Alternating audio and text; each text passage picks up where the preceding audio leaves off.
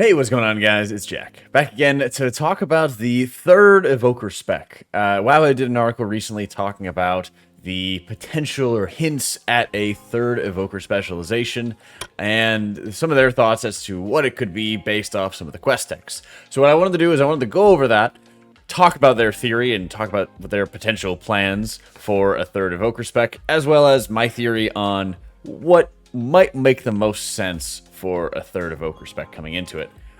Just like, obviously, with Demon Hunter, 2 specs go into it and 2 different roles for Evoker going into Dragonflight, but it hasn't really felt like they've had time to fully complete the idea of DPS or healing Evoker. As you can see with like current nerfs to Temporal Anomaly and the kind of like combo gameplay and the passive effects of like Golden Hour or Lifebind getting reined in from Temporal Anomaly, they're trying to push the spec to be more into like Emerald Blossom stuff. Whether it's successful, we'll see. But I think it lends itself to the idea that Evokers seem pretty incomplete getting into the start of the expansion, and a lot of class development is still ongoing, as we're seeing with some of the Shadow Priest changes. So, do I think it's possible that we're going to get a third Evoker spec? Yeah, I honestly do.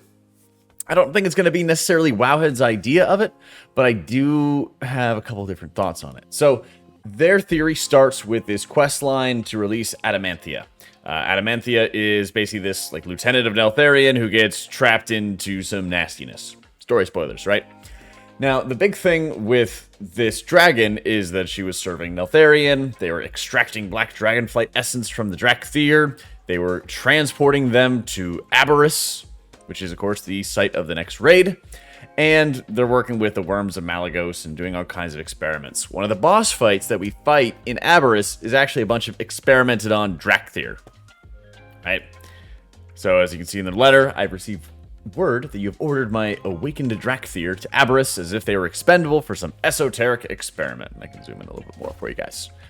Must know why I demand their release. That demand did not go too well. So, going into 10.1, there apparently is a whole quest line of freeing Adamanthia, working with Abyssian, and Emberthal, I think is the other one, the other Dracthyr lieutenant. Yeah, here it is. To be able to release Adamanthia, calm her down, figure out all these things. So it seems like there is going to be a black dragon that served Neltharion, that was an expert on the Evokers and the experiments and how they were created, who might just be able to unlock the additional benefit that you're getting out of the Evoker setup. It also lends itself a lot to talking about Aberrus in particular, which to me also says the unlock or some kind of like lengthy quest chain could probably be something from the raid or have involvement with the zone specifically itself. The way I kind of think of it is that they could be setting this up as like an expansion long quest line, and that Evoker could get a third spec. I think it's honestly going to be kind of a tank. We'll talk about some of the questions and answers that they had in the Towley interview in a sec. But I'm honestly leaning more towards a tank, even though this second quest in the contingency, where they break Adamanthia out, they reference having to fight in a boss fight, buy Abyssian time to subdue her magically, boost or heal Abyssian and Emberthal, most efficient method, or throw damage. So that's the general question, I guess you could say, of what kind of specialization it would be, since it has this quest text, which is meant to sort of like instruct the next person down the line. Is like, hey, here's the intention for what we plan to be doing with the boss fight. So I've been leaning towards the tank spec for Evoker kind of for a while, ever since we started seeing these like Dragonflight legacies, where we started looking at the Evokers, and they were like built as like warriors with like really big halberds. And you see them like fighting off Razagath and the Primalists, and then being able to, you know, grab up arms, lots of heavy armor, long halberds, and yet we go into the expansion, everyone's wearing kind of like lighter armor or no armor, and then using staves. So it seems like from a lot of the art that they had in mind, it does seem like there's a lot more offensive, a lot more melee based, and just a hyper-mobile tank, kind of like what we see out of Demon Hunter. That being said, I don't really know what niche it would operate on with already so many tanks in the game, and not that many of them are able to be represented, obviously, since you only have 2 in a raid. So, when it came to talking specifically about a tank, of course, Tally asked it.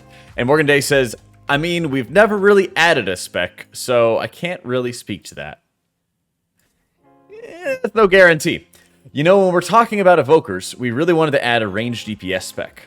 Like, that was the goal, and they got the big old wings, so there's lots of discussion about what that would look like in melee range and stuff like that, so...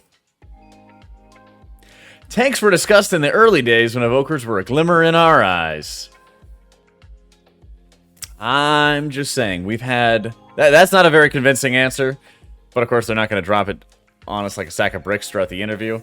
I'm very much leaning towards a tank being added probably into, like, next expansion, I would say. It seems much more along the lines of, especially with all the class changes they're already doing. The way I would probably see it is if they are going to set up this like quest chain as they're still working on it, as they're still fleshing it out and still figuring out what a tank evoker would look like, and that this could be something to sort of like hype up the new expansion. I think this would also lend itself to using some more like the Black Dragon skills.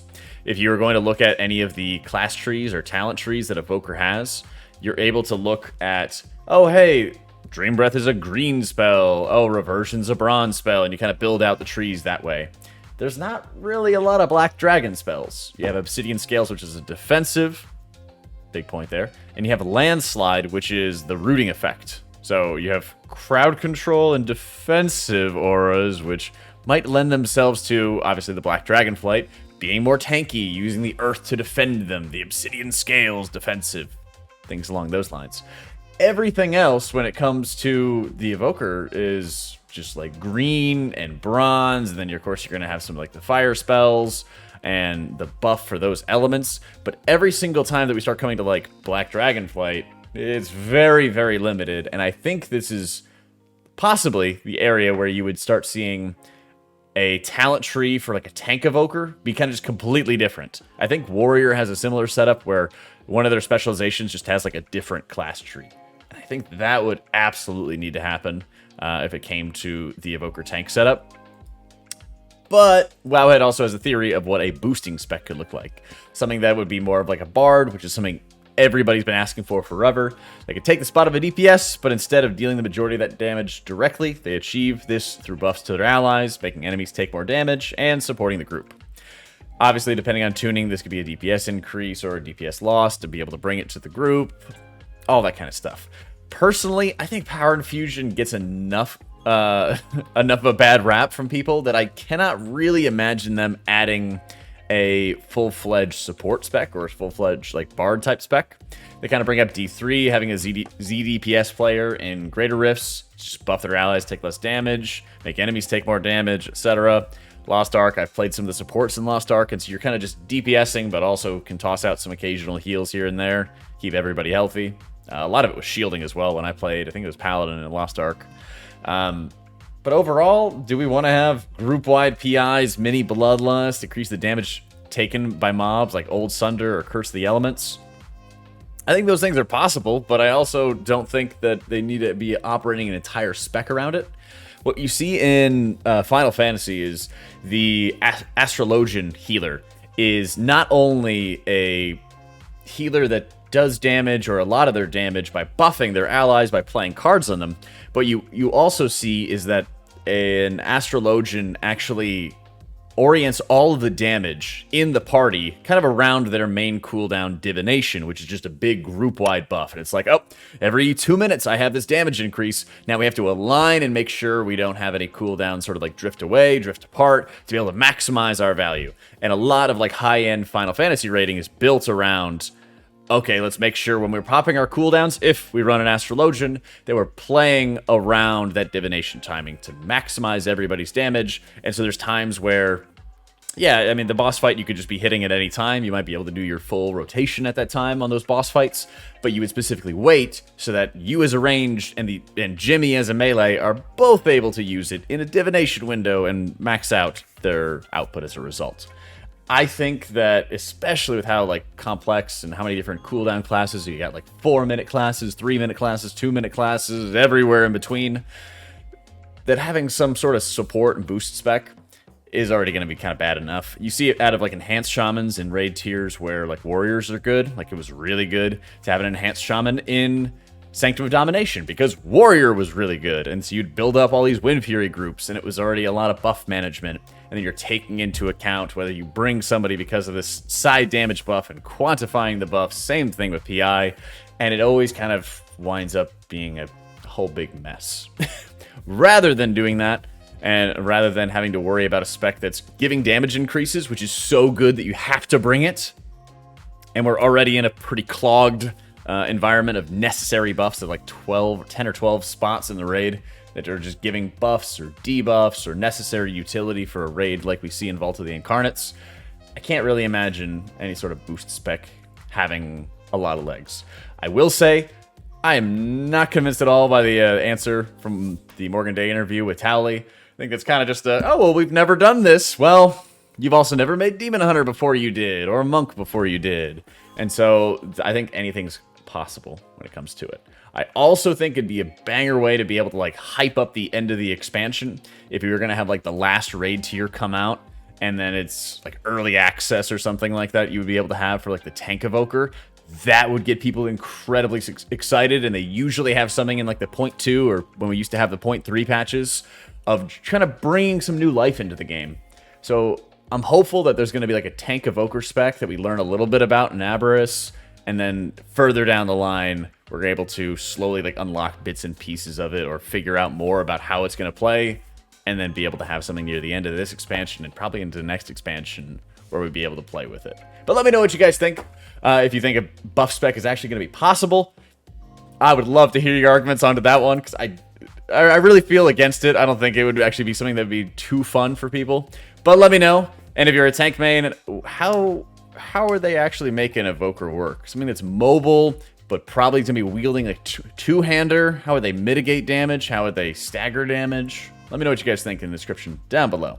Otherwise, thanks so much for tuning in. Hope you all enjoyed a bit of a different video here, and I'll catch y'all next time.